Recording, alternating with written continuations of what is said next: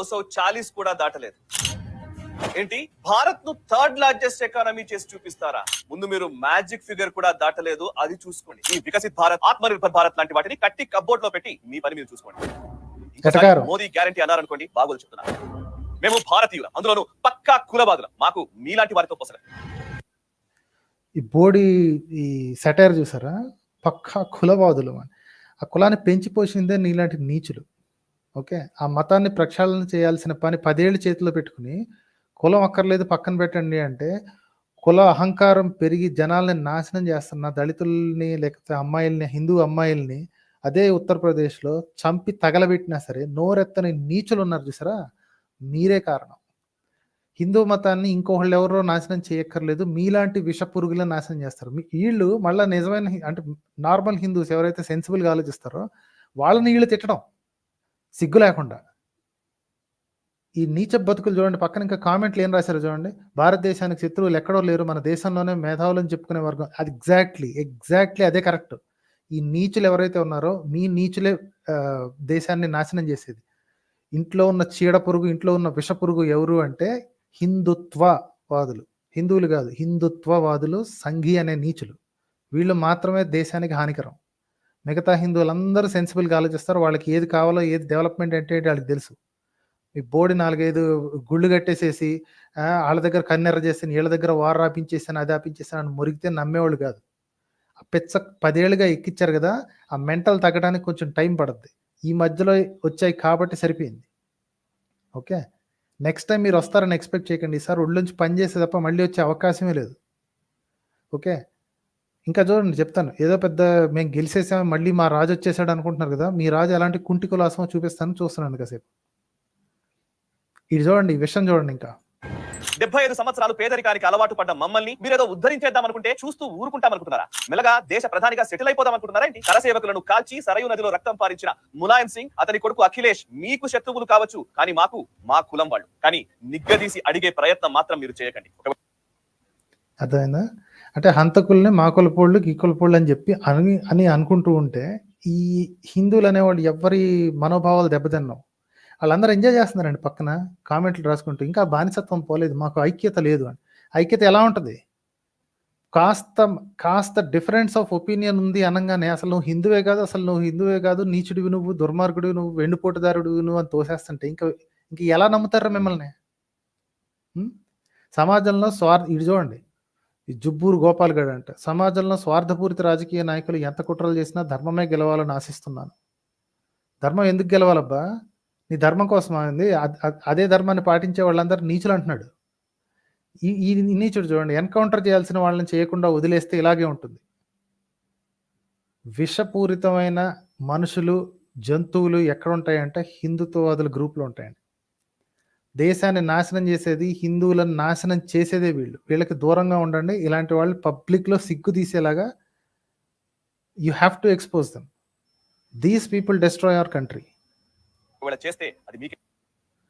ఇక మీరు ట్విట్టర్లో మీకు ఇంకా కడుపు తీరినట్లేదు కదా, I want to show you అనమాట. అంటే హేట్రెడ్ ఏ రేంజ్లో, హిందువులని సాటి హిందువులు ఏ రేంజ్లో బూతులు తిడుతున్నారో చూడండి. ఈ దేశీ మొహితో అంట, this is a popular thing అనమాట. ప్రతిసారి ఏదో ఒకటి ఇట్లాంటి వంకర టింకర వాగుతూ ఉంటాడు. ఓకే, అగర్ రామ్ మందిరం కట్టిన తర్వాత కూడా యూపీ నుంచి ఇలాంటి ట్రెండ్స్ వచ్చాయి అంటే ఇక హిందువుల్ని ఎవరేం చేయలేరు అంటున్నాడు. అంటే రామ్ మందిరం కడితే ఇంకో హిందువునే కదా గెలిపించుకున్న వాళ్ళు, తీసుకెళ్ళి ఏమైనా ముస్లింని పిఎం చేశారా, క్రిస్టియన్ని పిఎం చేశారా? ఏం వాగుతున్నారండి వీళ్ళు? Even the Ram Mandir of ఈ రాధికా చౌదరి చూడండి, could not unite the Hindus. అంటే ఎవడు కట్టిస్తే ఆడెమ్మడి గొర్రెలాగా వెళ్ళిపోవటం అనమాట. ఈ జన్మకు మర్చిపోరండి ఈ దెబ్బేళ్ళు. ఈ శివం అంట ఒక వీడు చూడండి, ఈ పనికిమాలిన ఏదో బోడి సెటైర్లు వేస్తున్నాడు. వాళ్ళకి బ్రోకెన్ రోడ్స్, నేరో లేన్స్ చాలు, వీళ్ళకి దాన్ని సిటీని బ్యూటిఫుల్గా డెవలప్ చేస్తుంటే వీళ్ళకి నచ్చట్లేదు అంట. వాళ్ళు ఇల్లు కూలిపోయి వాళ్ళు ఏడుస్తున్నారు. వాళ్ళకి ఇంకోటి ఆల్టర్నేటివ్ చూపించిన తర్వాత మీరు ఎన్ని నాటకాలైనా ఆడొచ్చు కదా. వీళ్ళకేంటంటే చకచక దాన్ని చేసేసి మేమేదో ఓపెన్ చేసేసాం, మా గుడి ఓపెన్ చేసేసాం అని చూపించుకోవడానికి లెఫ్ట్, రైట్ అండ్ సెంటర్ అందరు గుళ్ళని సుమారుగా 2500 ఇళ్ళు, షాపులు ఏవో కూల్చిపారేశారండి ఆ రోడ్లను వైడనింగ్ చేయడానికి, దూరం చేయడానికి. చేయొద్దు అనట్లేదు, చెయ్యొచ్చు, పర్లేదు. ఇది డెవలప్‌మెంట్ కోసం కొంచెం సాక్రిఫైస్‌లు చేయాలి. మరి సాక్రిఫైస్ చేసినప్పుడు వాళ్ళకి ఇంకొక చోట ఒక ప్రాపర్ కాంపెన్సేషన్ ఇప్పించాలి గదా! ల్యాండ్‌గా గాని ఇది గాని ఒక్కటి కూడా దొరకలేదండి. వందల కొద్దీ వీడియోస్ ఉన్నాయి. ట్విట్టర్ నిండా వీడియోస్ ఉన్నాయి. You can go and see. ప్రతి ఒక్కళ్ళకి చేతిలో రూ. 1,00,000 పెట్టి పోయి సావన్నారంట. ఆళ్ళు మళ్ళీ తిరిగి ఆళ్ళు షాప్ పెట్టించుకోవాలంటే 15,00,000 ఖర్చు పెట్టుకోవాల్సొచ్చింది. ఇది వీళ్ళు చేసేది. ఈడెవడో కన్నడోడు ఇదేదో రాసాడంట. కోపದಲ್ಲಿ కూయిడుకొండ మూగు మత్తె బరಲ್ಲ అంటే ఒకసారి ముక్కు కోసుకుంటే అంట, ఆవేశం కొద్దిగా ముక్కు కోసేసుకుంటే మళ్ళీ పెరగదు. They will have to face consequences. ఎవడి గురించి చెప్తున్నాడో తెలుసా? అయోధ్య జనాల గురించి. హౌఎవర్ అయోధ్య వాసీస్ were the people who doubted Sitamata in రామరాజ్యం. ఇప్పుడు చూడండి అయోధ్య వాసులను ఏ రేంజ్‌లో బూతులు తిడుతున్నారు వీళ్ళు. ఐ వాస్ ప్లానింగ్ ఈ రాకేష్ గడ్ చూడండి. I was planning to visit Ayodhya with family and certainly would have stayed in hotel. Ayodhya lost it sheen after it doubted Mata Sita. ఏది వీళ్ళు చెప్పుకున్న కాల్పనిక కథలో ఎన్నో వేల సంవత్సరాల క్రితం సీతను అనుమానించిన వాళ్ళు అంట. ఇప్పటిదాకా ఏమో ఆ మాట బయటికి రాల. రాముడు పుట్టిన భూమి, రాముడి జన్మభూమి అని చెప్పి వాళ్ళందరినీ పెద్ద దేవతా సంభూతుల్లాగా చూసి ఈరోజు సీతామాతను అనుమానించిన నీచుల్లాగా తోసేస్తున్నాడండి. ఈ అనిల్ కుమార్ చూడండి. These are the same Ayodhya residents who also doubted Sitamata after coming from exile. ఇప్పుడే గుర్తొచ్చింది వీళ్ళకి. ఇప్పుడే గుర్తొచ్చింది. వాళ్ళు గనక గెలిచి ఉంటే అందరు దైవాంశ సంభూతులు అయి ఉండేవాళ్ళు. వీళ్ళోడు గెలిస్తే సాటి హిందువుని ఇంకోటి గెలిపించినందుకు ఇలా నీచపు ఏడుపులు చూడండి, దుర్మార్గులు. ఇంకా ఇది శివాన్య అంట. This will be a collective shame for all Hindus. The taunting of losing Ayodhya despite resurrection of Ram Mandir after 500 years will be throne hour face at very long time. 100 ఏళ్ల పాటు ఏడిపిస్తారు మిమ్మల్ని. 100 ఏళ్ల పాటు ఏడిపిస్తారు. ఎందుకంటే మొహాన ఒక గుడి పడేసేస్తే దేశం అంతా కాళ్ళ మీద పడి ఉంటుంది అనుకున్నారు. కొంతమంది మూర్ఖులు ఉన్నారు, అందుకే కదా ఓట్లేసి గెలిపించారు. లేకపోతే 100 కంటే తక్కువ రావాల్సింది, అయినా సరే 230 దాకా 40 దాకా వచ్చారు అంటే దాని అర్థం కొంతమంది పిచ్చోళ్ళు ఉన్నారు కాబట్టి. ఈడు చూడండి నందంగాడు ఏమన్నాడు, అయోధ్య నివాసి will always be traitors for me. ఇక్కడ వాడు ఫోటో పెట్టుకుందే రాముడి బొమ్మ. అయోధ్య నివాసి will always be traitors for me now అంటున్నాడు. సాటి హిందువులు వీళ్ళని ద్రోహులుగా చిత్రీకరిస్తున్నారు. దే డౌటెడ్ మాతా సీత అంట. ఇంకా అవ్వలేదు చూడండి. I will show you how much hatred this guys are. అంటే దేశాన్ని ఎంత నాశనం చేశారో చూడండి. UP is the biggest disappointment. This was the land where citizens didn't speak up. ఏది ఎప్పటియే తీసుకొస్తున్నారు చూడండి. ద్రౌపది చీరహరణం జరిగినప్పుడు మాట్లాడలేదంట ఈ అయోధ్య వాసులు, ఈ సిటిజన్ ఉత్తరప్రదేశ్ వాసులు, sorry. And they doubted Sitamata. They don't care about Ram Mandir. Yes, they don't care. Nobody cares about Ram Mandir. మీకు కావాలి. మీ బతుకులకి ఏంటంటే సౌత్ ఇండియాని బీట్ చేయాలి, సౌత్ ఇండియా దగ్గర ఇంత పెద్ద బాలాజీ టెంపుల్ ఉంది, బీట్ చేయాలి. కాబట్టి నార్త్ ఇండియన్ హిందువులకి కడుపు మండిపోయి జలస్ వచ్చి మాకు ఓటు కావాలని చేసుకున్నారు. చెప్పుతో కొట్టి పంపించారండి. ఈ జన్మకి మిమ్మల్ని మర్చిపోనేమన్నా. ఇది మీకు కానీ మీ వాళ్ళందరికి కానీ చెప్తున్నాను. Don't ever let them forget that this defeat. ఇంకా ఈడు చూడండి, శేషపతంగి అంట. కైకేయి బ్లడ్ ఇంకా నడుస్తుంది అయోధ్య వాసుల్లో. ఇంకా రక్తం నడుస్తుందంట అయోధ్య వాసుల్లో. అందుకే ఇలా ఉన్నారంట. అనుమానించారంట సీతామాతని, అందుకని ఇలా ఉన్నారంట. ఎన్నాళ్ళు పుణ్యభూమి, రామజన్మభూమి, అయోధ్య ప్రజలు అదృష్టవంతులు, అన్ని నోళ్ళు, అయ్యే నోళ్ళు ఈ ప్రాంతవాసులను ఏ బూతులు తిడుతున్నారు చూడండి. ఇది మీ సంఘీ ద్రోహుల నిజస్వరూపం. ఇది ఇంత చేసి ముస్లింకో, క్రైస్తవుడికో, నాస్తికుడికో ఓటేశారు వాళ్ళు. సాటి హిందూకే కదా వేసింది. వీళ్ళ పార్టీకి పడకపోతే అందరు ద్రోహులేనండి. ఇలాంటోడు మీకు ఫ్రెండ్గా కూడా అనవసరం. చెప్తున్నాను, సంఘీ వెధవల్ని బహిష్కరించాలి. అసలు వాళ్ళతో ఫ్రెండ్షిప్ కూడా చేయకూడదు. ఇలాంటి మెంటాలిటీతో ఉన్న వాళ్ళతో మాట్లాడడం కూడదండి. బ్లడ్ బాయిల్ అవుతుందండి. Imagine your self being the citizen of Ayodhya. మీకు ఏం నష్టం జరిగింది అన్న విషయం పట్టించుకోకుండా మిమ్మల్ని అందరినీ ఎన్నెన్ని బూతులు మాట్లాడుతున్నారు. ఇంకా చాలా మందికి విషపురుగుల అసలు రంగులు తెలియట్లేదు కదా. Let me show you some more. Next లెవెల్కి తీసుకెళ్తే కానీ మీకు బుద్ధి రాదు. చాలా మంది చూసే ఉంటారు. నేను పచ్చి బూతులు ఉంటాయండి నా ఛానల్లో, ఖరాబ్ అవ్వకూడదని చెప్పేసి వీటి బూతులని కాస్త మ్యూట్ చేశాను. కానీ వాడు వాడే భాష తెలుస్తూనే ఉంటుంది మీకు. వాడి మతం వాడికి ఏం సంస్కారం నేర్పిందాడో హిందూ గడీడు. ఓకే, ప్లస్ ఇది హిందీలో ఉంటుంది కాబట్టి తెలిసిన వాళ్ళకి అర్థమైపోతుంది. చూస్తుండండి.